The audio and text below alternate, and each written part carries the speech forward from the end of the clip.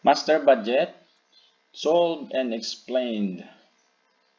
Ito yung mga problems na solve natin at ipakita yung solution. So, dito ay basically ang matututunan natin dito yung purchases budget and direct materials budget. So, we have the Perry Company. Okay, so nandito yung kanyang data for March hanggang July at yung corresponding budgeted sales din naman for each month. Okay? And in addition, gross profit rate is 40%. Automatically, ang cost ratio natin dyan is 60%. No? Kasi complementary ang gross profit rate and yung cost rate, okay, or cost ratio.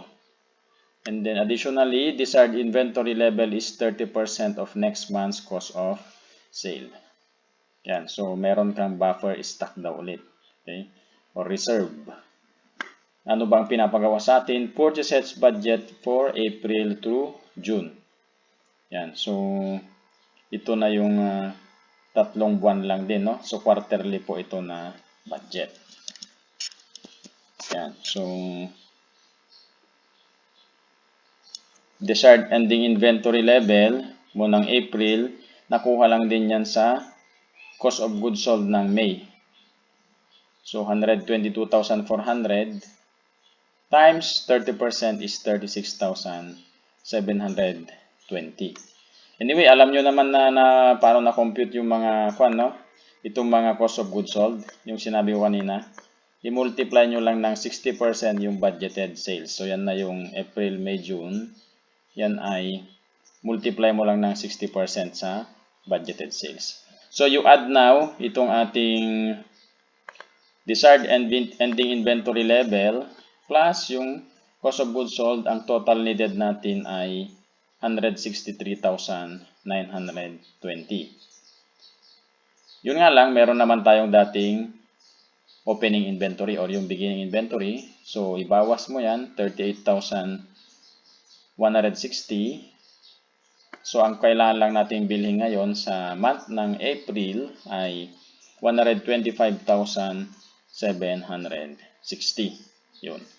So, yung proseso nito ay parehas na, no?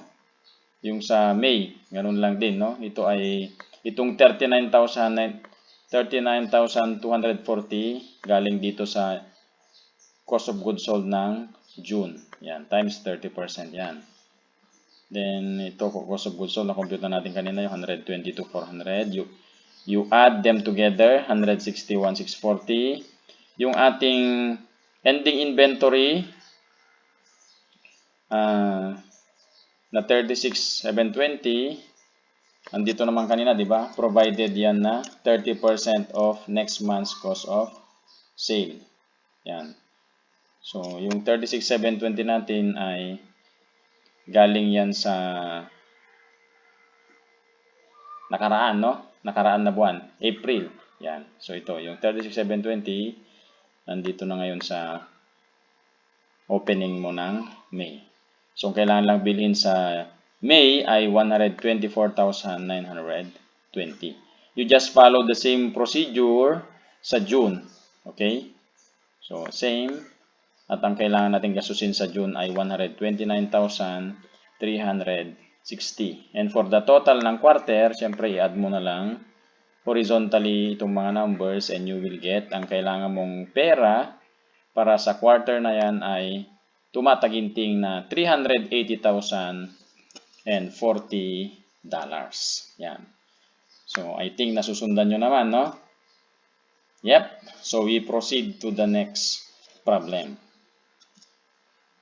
Number 4. Yan.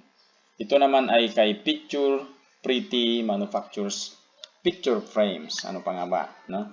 Sales for August are expected to be 10,000 units of various sizes. Historically, the average frame requires 4 feet, no, of framing, and then 1 square foot of glass and 2 square foot of backing. Yan. So, yun yung mga kailangan mo para mabuo mo yung picture frame. Okay? So, I would suggest na kapag may mga ganitong problem, i-underline nyo yung mga importanteng mga information. And then we have beginning inventory, 1,500 ng framing, 500 sa glass, at 500 din sa backing.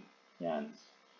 Then current prices, 0.9, no? 90 cents per foot ng framing. Mahal yung glass, no? $8 per square foot of glass. And 4 naman sa square foot of backing. Yan. Ending inventory of material should be 150% of beginning inventory. No? Malaki-laki yung kailangan natin na ending inventory. And then purchases are paid for the month acquired. So, gamitin mo muna yung na-purchase mo. After na makaproduce ka, makabenta-benta ka, you will pay for it. May credit, may grace period. Okay?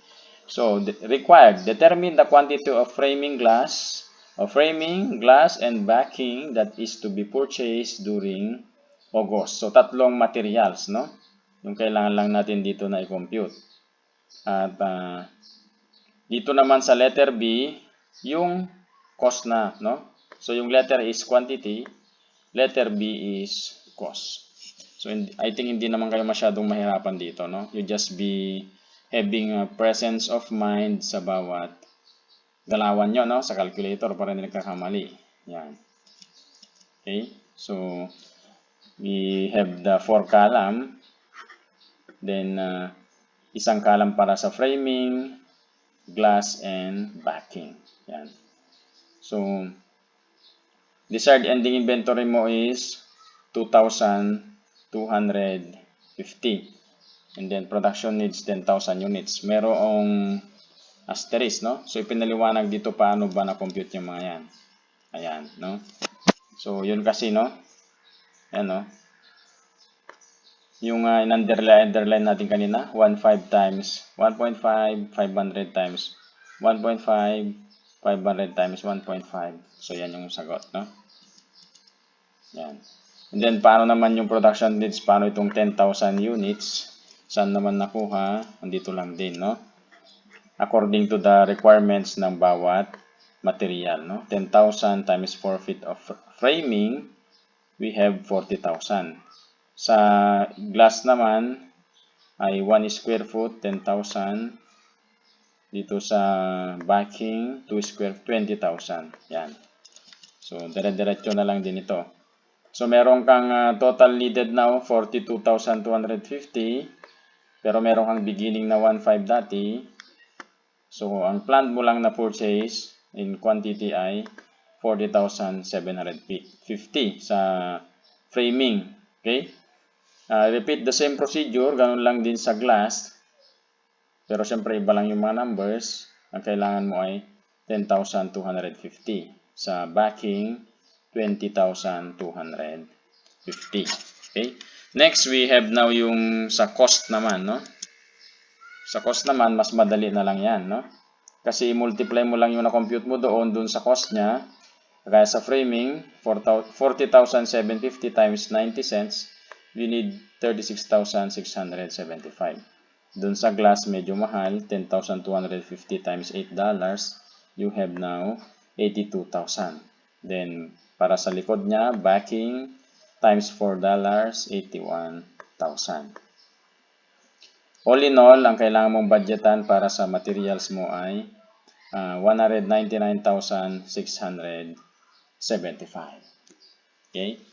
So, that's it. Hindi naman siya ganun kahirap, di ba? We just need to determine yung requirement per material needed para makompute mo ng tama yung quantity sa yung purchases budget and eventually yung total cost na kailangan mong paghandaan sa yung direct materials budget. So, do not forget to put your comment or if you have any clarifications dito sa items na ito. I hope you learned something. See you again on the most exciting part sa mga mas mahaba na mga computations, yung mga collection budget, cash budget. I will be uploading them soon.